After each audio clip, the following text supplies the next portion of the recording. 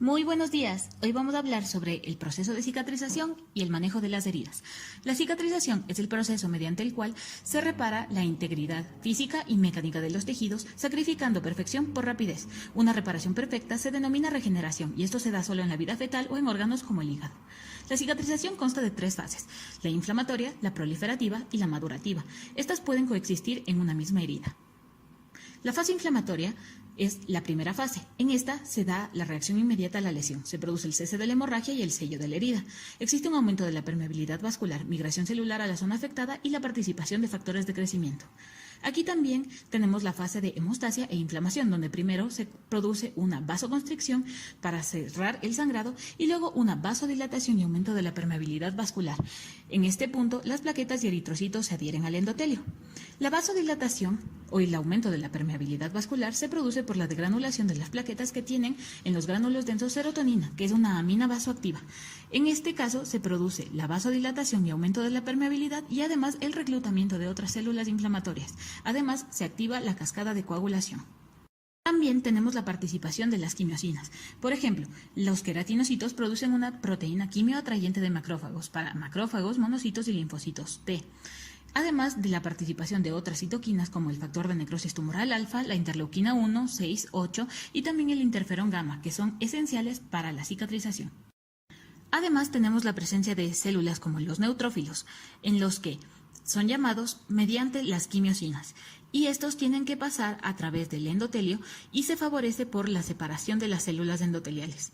Además, las quimioquinas van a hacer que los neutrófilos puedan llegar al sitio de acción. Esto también se da gracias a las integrinas, que son las que les permiten migrar a través de la matriz extracelular.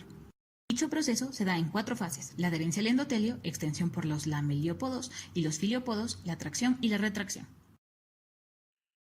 Una vez que los neutrófilos llegan a la zona de la herida, se activan y sintetizan especies reactivas del oxígeno que se deshacen de los restos necróticos y las bacterias. Los polimorfonucleares sobreviven máximo 48 horas en la herida, luego se reemplazan por macrófagos y monocitos, ya que la estancia prolongada puede destruir el tejido nuevo que está siendo creado por los fibroblastos.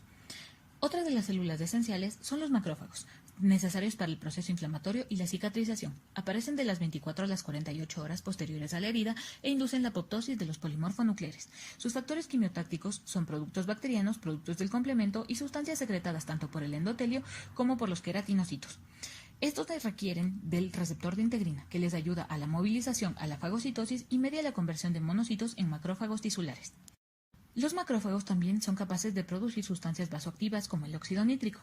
Además, inducen la actividad de la fosfolipasa A2, que genera tromboxano A2 y prostaglandina 2 alfa. Además, producen citoquinas como la interleuquina 1, que es activadora de linfocitos y aumenta la vasodilatación, y otras como el factor de necrosis tumoral alfa, interleuquina 6, 8 y 12. Estas tienen efectos locales y sistémicos.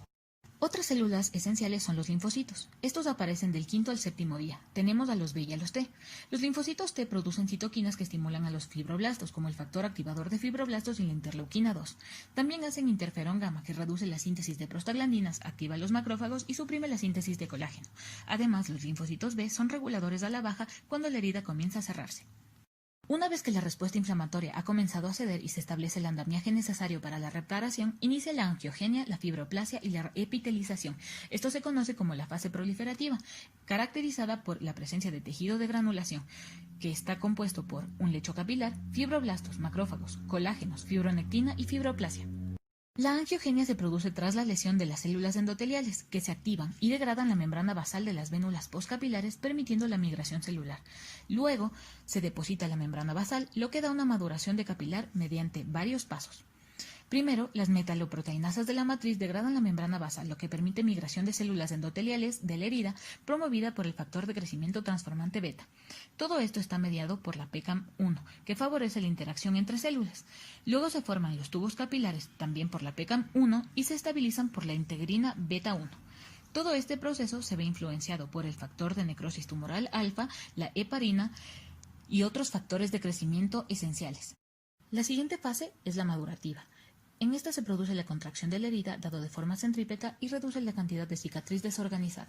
Se produce por interacción entre materiales extracelulares y miofibroblastos, con características de miocitos como las fibras de actina que les permiten la movilización. También participan metaloproteinasas de la matriz, más claro, la MMP3, ya que produce la escisión entre fibroblastos y colágeno. En esta fase tenemos el remodelado, que se da por la disminución del número de fibroblastos y la involución de las redes capilares que se formaron durante la granulación.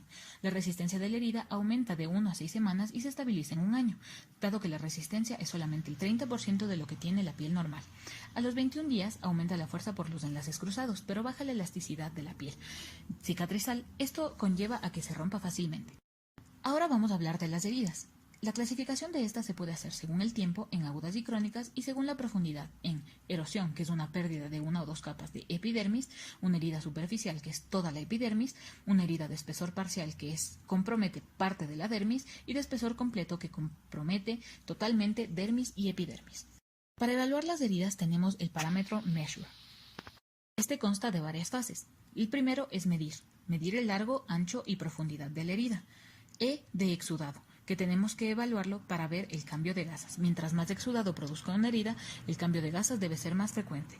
Luego está la apariencia, con signos de inflamación o no. El sufrimiento se refiere al dolor que sufre el paciente. U se refiere a excavación de la herida. R es reevaluar regularmente para evaluar el progreso. Y E se refiere a edge o bordes. Son los bordes que rodean la herida para ver la progresión de la misma y ver si es que está mejorándose si es que se contrae o empeorando si es que se sigue expandiendo.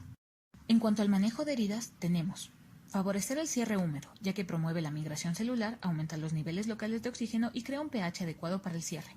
También tenemos que preparar un ambiente propicio, usando el acrónimo TIME. T por tejidos, en los que debemos debridar el tejido no viable, I de inflamación e infección, las cuales debemos prevenir y monitorizar constantemente, M de moisture, que significa mantener un balance de humedad adecuado, y edge de bordes. El siguiente proceso es la fibroplasia, que se refiere al reclutamiento de los fibroblastos, que son células especializadas diferenciadas a partir de células mesenquimatosas en reposo o fase G0. Tras la lesión, estos se reclutan a la zona inflamatoria por medio de quimiosinas y su proliferación aumenta gracias al factor de crecimiento transformante beta. Sintetizan colágeno que nos va a permitir tener un sostén para la siguiente fase, que es la de la epitelización. Esta inicia a las pocas horas de producirse la herida. Primero inicia por el coágulo y luego por la migración celular. Los queratinocitos de los bordes de la herida se desprenden, migran, proliferan, se diferencian y se estratifican en la herida. Para los procesos de migración celular tenemos que tomar en cuenta que la MEC o la matriz extracelular es el andamiaje que estabiliza los tejidos y regula el comportamiento de la migración. Está compuesta por glucosaminoglucanos y proteínas como el colágeno, elastina y fibronectina. Son las fibras de colágeno la que la fortalece y además son las integrinas la que permite la migración celular a través de esta matriz. Entre la matriz y los fibroblastos se genera una relación recíproca mediada por respuestas de citoquinas. Producen colágeno tipo 1 y 3, que son los componentes esenciales de la matriz extracelular, y también los tipos 9 y 12 y 4. Estos son esenciales para la formación de puentes de colágeno. También hay presencia de fibras elásticas formadas por elastina que permiten el retroceso elástico después de una distensión de la piel transitoria. Otros componentes de la matriz extracelular son los glucosaminoglucanos y los proteoglucanos. Estos, como el dialuronano, sulfato de condroitina, sulfato de dermatano, sulfato de parano, sulfato de queratano, son bastante hidrófobos. Se hidratan y permiten una mejor migración de las células a través de la matriz. Y por último, en esta fase tenemos la formación de la lámina basal, que es un tipo especializado de matriz extracelular que separa el epitelio de otros tejidos, impide el paso de macromoléculas y es una barrera selectiva para células. Está principalmente formada por colágeno tipo 4, perlecano, laminina, nidógeno y se une al tejido subyacente por... Los apósitos son los materiales que se usan para cubrir las heridas. Su selección depende de las características de la herida y del material como tal. Para hacer un apósito ideal deben cumplir las características de la tabla que se presenta. En cuanto a la clasificación, se dice que los tejidos no adherentes se prefieren para las heridas que van a ser descubiertas de manera pronta y además es para no causar una lesión. Los apósitos absorbentes son para aquellas heridas que producen grandes cantidades de exudado. Los oclusivos son para aquellas heridas que van a estar cubiertas por mucho tiempo y requieren de un cierre completo. Y las pomadas, ungüentos y soluciones son para crear un film protector. En cuanto al tratamiento de las heridas agudas, tenemos a las quirúrgicas, donde primero debemos identificar los factores de riesgo, seguir los acrónimos de revisión de las heridas, buscar siempre el cierre por primera intención mediante la aproximación de los tejidos. Cuando hay gran pérdida de tejido, debemos debridar el tejido necrótico y estas se tratan con apósitos oclusivos que pueden ser auto o aloinjertos. Para las heridas traumáticas debemos tomar en cuenta la extensión de la herida, limpiarla, tratar las complicaciones orgánicas que haya producido el trauma, evaluar si se requiere o no se requiere sutura, cuál es el mejor método para la sutura y luego, para cerrarla, se colocan los apósitos correspondientes. Además, si es que exuda demasiado, también se puede dejar un drenaje. En cuanto a las abrasiones, se limpia extensamente la herida, se retiran los cuerpos extraños y se coloca el apósito de preferencia húmedo para favorecer la cicatrización. En cuanto a las laceraciones, debridamos el tejido desvitalizado, limpiamos la herida, aproximamos los bordes y podemos colocar un apósito, además de un vendaje para prevenir la dehiscencia de los bordes. En cuanto a las mordeduras, se limpia la herida con abundante agua y también con antiséptico. Se la deja abierta, no se la sutura y se aplica la vacuna correspondiente. Esta debe ser revisada, así como los síntomas neurológicos. Para las quemaduras, se establece el porcentaje de la quemadura y el grado de las mismas. Se debe debridar constantemente el tejido necrótico y aplicar pomadas para el tratamiento de heridas crónicas empezaremos por las úlceras por presión. Lo primero que se debe hacer es evitarlas, esto mediante la eliminación de factores de riesgo modificables. Pero cuando ya se han producido, determinamos su gravedad, que va desde un eritema leve a una úlcera de espesor parcial, luego de espesor total y luego daño más allá de la piel que incluso puede llegar al hueso. El primer tratamiento es de eliminar el factor desencadenante. Aparte de eso, podemos utilizar sustancias que promuevan la cicatrización y a su vez protejan del crecimiento bacteriano, como los apósitos. También se puede hacer un tratamiento quirúrgico, debridando el tejido necrótico y aproximando los bordes, además de siempre complementar una terapia para el dolor y una terapia antibiótica para evitar un foco de sepsis. En cuanto a las úlceras del miembro inferior, que pueden ser arteriales o venosas, primero se debrida el tejido necrótico y luego se procede a la cirugía vascular para corregir el defecto primario. Los pacientes deben estar siempre alerta a cambios de la sensibilidad y cambios en la piel, que pueden aparecer como simples manchas y luego se pueden extender a úlceras. En cuanto a las úlceras malignas, se requiere extirpar todo el tejido comprometido, además de los bordes de seguridad.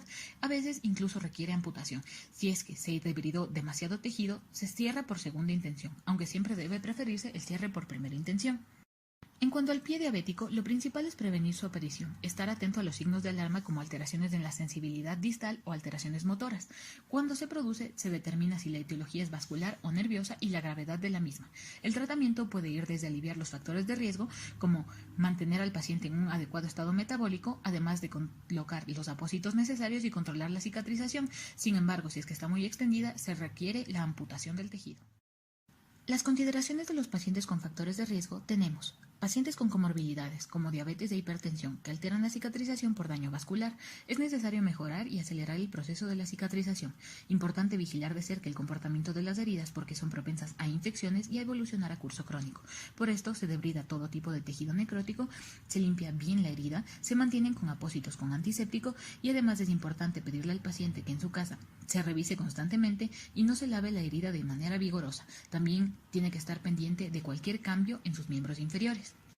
En cuanto a los pacientes fumadores, si deja de fumar una semana antes, reduce de manera significativa el riesgo de infección. Es probable que en ello surjan complicaciones como, por ejemplo, la evolución a un curso crónico, por lo que se debe evitar el hábito tabáquico al menos por 3 semanas para favorecer la cicatrización. Caso contrario, se debe utilizar apósitos con antiséptico y tener un balance de la humedad adecuado. En caso de que los pacientes estén tomando fármacos, por ejemplo los corticoides, administrar vitamina A puede revertir la acción farmacológica y promover la cicatrización adecuada. En otras alteraciones como la hipoxia, se debe garantizar un adecuado aporte de oxígeno, que es esencial para la reparación tisular. Caso contrario, las heridas pueden estancarse en alguna fase de la cicatrización, por lo que se debe vigilar de manera constante y utilizar apósitos que favorezcan la cicatrización rápida y la migración celular adecuada.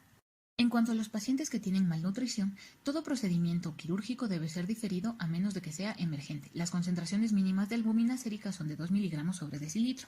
Los pacientes deben ser sometidos a un régimen de nutrición para mejorar las posibilidades de cicatrización y además se les puede suplementar zinc, lo que se ha visto que ha mejorado la cicatrización en estos pacientes.